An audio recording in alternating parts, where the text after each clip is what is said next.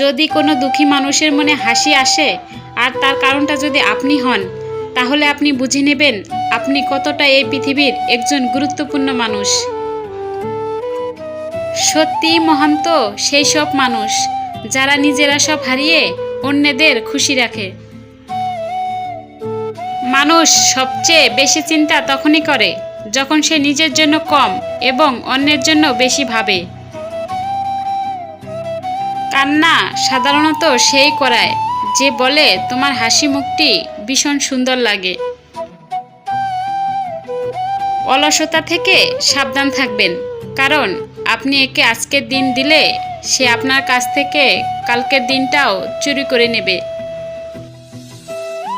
সময় এবং ভাগ্যের প্রতি কোনোদিন অহংকার করবেন না, কারণ এটা যে কোনো মুহূর্তে বদলে যেতে পারে।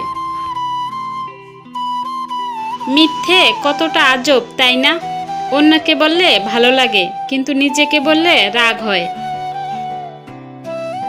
কারোর খারাপ সময় দেখে হাসবেন না, সময় কিন্তু আপনাকেও ছাড়বে না। জীবন অনেক কিছু আমাদের বিনামূল্যে দেয়, আর সেই সবগুলোর মূল্য আমরা তখনই বুঝতে পারি যখন সেগুলোকে আমরা হারিয়ে ফেলি। যখন মানুষের প্রয়োজন শেষ হয়ে যাবে, তখন তার কথা বলার ধরনও বদলে যাবে। নিজের জীবনকে এমনভাবে তৈরি করুন যাতে সবাই আপনার মতো জীবন পাওয়ার স্বপ্ন দেখে। লোকের তাতে কোনো কিছুই এসে যায় না যে আপনি খুশিতে আছেন নাকি কষ্টে। তারা তো এটাই দেখে যে আপনি তাদেরকে খুশি রেখেছেন কিনা। পোশাক এবং চেহারা মিথ্যে কথা বলে, যে কোনো মানুষের আসল রূপ তো সময়ই দেখিয়ে দেয়।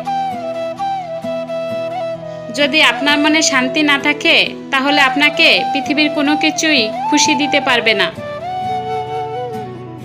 যে ব্যক্তি নিজের এবং নিজের স্বপ্নের জন্য ভাবে না, সে কোনোদিন কিছুই করতে পারবে না জীবনে।